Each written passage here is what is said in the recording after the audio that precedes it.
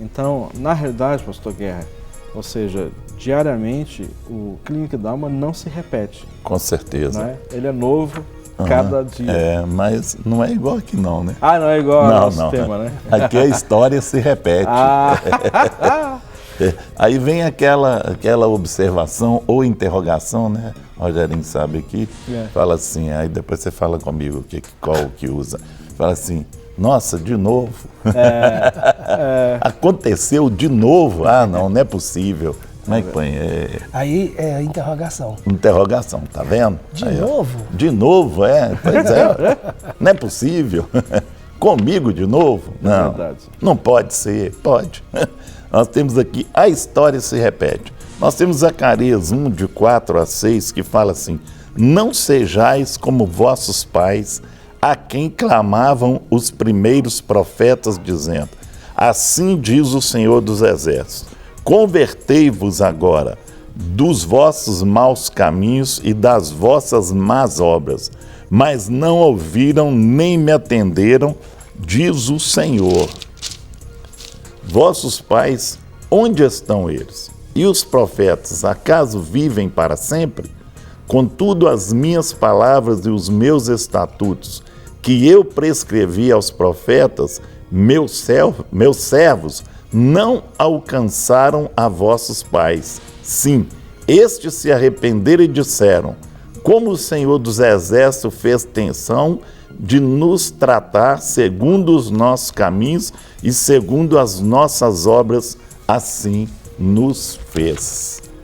Temos que prosseguir aprendendo e sermos eternos alunos.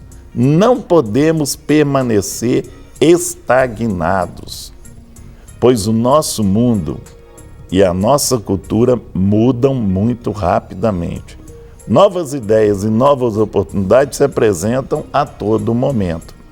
Zacarias precisou aprender com o passado. Seus antepassados hebreus falharam no seguir a Javé. Deus o advertiu a tomar cuidado e não seguir os passos dos seus antepassados. Deus lhe disse para aprender através, não é? E aí, como é que fica esse negócio? Deus, ele dá realmente algumas direções que são direções onde nós podemos aprender através delas. Mas é muito interessante, Guerra, quando nós temos aí, a própria palavra do Senhor diz, né? Aonde estão os seus pais, aonde estão os seus profetas? Né? Mas ele logo em seguida coloca algo que é eterno. Sim. Né? As minhas palavras ou a mensagem que eu coloquei na boca dos meus profetas, esta mensagem ela permanece. Então muitas vezes nós temos que olhar sim para os erros dos nossos antepassados, olhar para os erros do passado, ainda que não sejam os nossos próprios erros. É muito interessante quando fala nesse processo de ser um aluno continuamente, ou um eterno aluno, um eterno aprendiz, né? Nós podemos, nesse processo de aprender com os erros do passado, podemos aprender com os nossos próprios erros, mas também podemos aprender com os erros dos outros. Sim. E há até uma relação muito interessante quando diz assim, tolo é aquele que não aprende com seus erros. Inteligente é aquele que aprende com seus próprios erros. E sábio é aquele que aprende com os erros dos outros.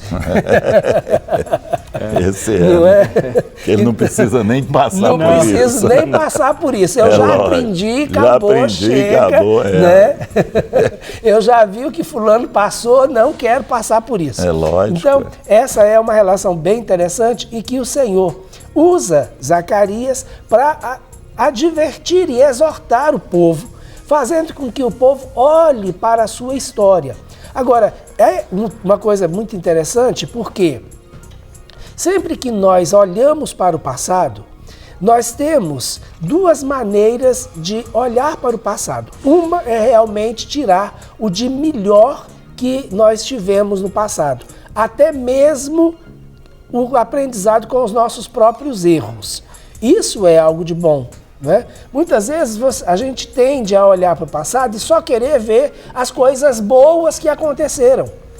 Né? Mas muitas vezes enxergar as coisas ruins e aprender com elas, isso também é bom. Então, é tirar proveito do que aconteceu lá atrás, tanto de bom quanto de ruim. De bom no sentido de valorizar, de desenvolver gratidão, de continuar uma caminhada numa perspectiva de fé, porque olhar as coisas boas, isso traz para nós no presente um respaldo, né, da própria fé, tipo, o mesmo Deus que operou no passado, ele opera hoje, né, e isso é algo que não podemos negligenciar. Com certeza. A outra questão é quando nós olhamos para o passado estando preso nele. Né? Então, aí não é só uma questão de aprendizagem, é uma questão, inclusive, de aprender a sair desse passado e a viver um futuro, né? Ou um presente com uma projeção de futuro. Então, são duas coisas interessantes que nós precisamos ter quando olhamos para trás. Até você falando isso me lembra uma pessoa que eu terminei o atendimento lá na clínica, que eu estava falando sobre a questão do passado, e eu disse, olha, o que precisa acontecer é você precisa abandonar o seu passado, né? Deixar o seu passado. E aí ele disse assim, pastor, eu tenho dúvida, deixar ou se deixar sair do passado, né?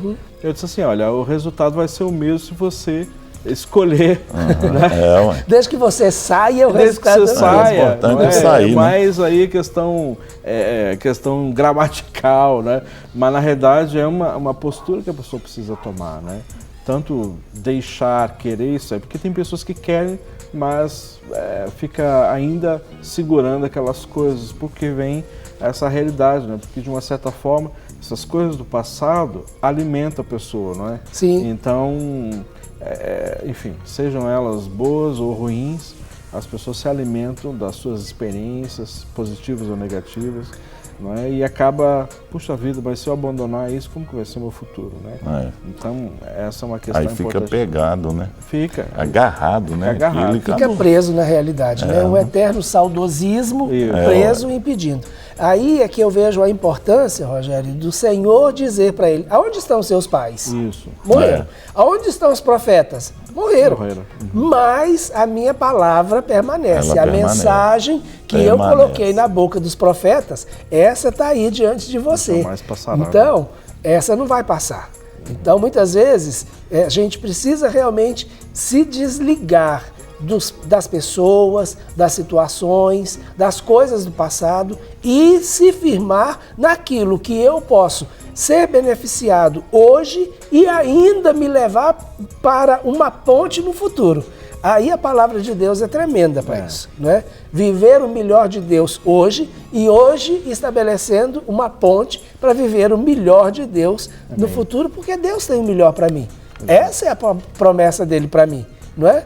Então, no final, como diz o pastor Márcio, no final vai dar tudo certo. Se não deu tudo certo, porque não é ainda o final, mas vai dar certo. É verdade. Né? O importante é como as coisas terminam. E lá no futuro é que está o fim. Então eu tenho que conectar a minha vida do passado para uma visão de futuro. Né? E para isso eu tenho que pegar a palavra de Deus. Eu já estava com saudade, Guerra. Do conectar? Do conectar, né? Fazia tempo que não pintava conectar. Você estava falando de sabedoria, eu estou lembrando do cara, o cara que morreu, ele chamava Máximo, né? E ele não queria que pusesse o nome dele na lápide dele. Eu não quero que ponha. Aí a família queria que pusesse. E os caras ficaram numa situação difícil, né? Sabe como é que nós vamos fazer? Pera aí. Aí puseram, esse cara que morreu aqui foi o Máximo, né? Então, pronto, resolveu o problema. Resolveu o problema. Presente, passado e futuro. Usou da sabedoria, né? Igual você falou, aí é o sábio, né? Por que não? Né? Nós sempre temos que usar uma sabedoria. Mas nós temos aqui, Rogério, a questão do passado. Os anos anteriores deveriam servir de alerta às gerações futuras. Então aí é tirar o suco daquilo, né? Como diz lá na palavra, morreu os profetas e tudo, mas eu fiquei e a minha palavra ficou. A questão é que essa sempre foi a realidade, né, para o povo de Israel, né? Ou seja, você olha só, olha para o exemplo, olha para os erros de Israel, não faz mais isso. Não é? Ou seja, que levou a Neemias ter que fazer pedido de perdão, não é? E citando ali o próprio livro de Neemias, né? Citando os pecados dos seus pais antepassados, não é? Porque vocês ainda não aprenderam com os erros do passado, né? Eles poderiam evitar tanta situação. Né? E é muito interessante, Guerra, quando você coloca essa questão das gerações futuras, porque Deus é um Deus geracional. Em muitos momentos, isso foi interessante porque hoje, na hora que você estava falando na introdução, você falou, em vez de Deus, você falou Javé. Né? Mas esse Javé, Adonai, Elohim, esse Deus, ou o Eterno, ele muitas vezes se identifica como o Deus de Abraão, de Isaac e Jacó.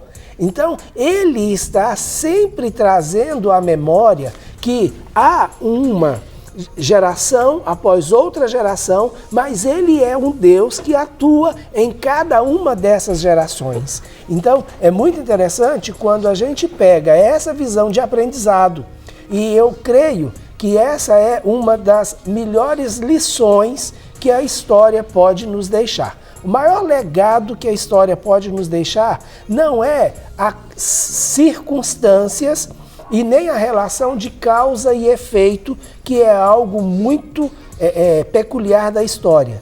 Todo acontecimento, um fato, ele teve uma causa e vai gerar uma consequência, e isso é o processo e o caminho natural. Mas é como a história é contada e como ela é passada de geração a geração. Para quê? Para que as pessoas consigam realmente identificar nas gerações futuras aquilo que aconteceu, que gerou alguma coisa de ruim pelas gerações passadas. Então, isso é extremamente importante. Então, hoje, por exemplo, nós, quando ouvimos falar, né, de uma possibilidade de uma guerra nuclear, dificilmente alguém não vai conseguir associar essa imagem com a Segunda Guerra Mundial e com aquilo que aconteceu em Hiroshima e Nagasaki. Né? Então, assim, é um acontecimento na história da humanidade que ela está registrado em todas as gerações, não só aquele povo que viveu ali. Então, os japoneses param uma vez por ano e fazem um momento de silêncio, mas aquele cogumelo é uma visão que está na mente de todo mundo, principalmente as pessoas que viveram pós década de 40. Então, essa é uma memória que ela vai continuar e vai permanecer e que devemos sempre perpetuar, porque aprendemos com as coisas do passado. É verdade.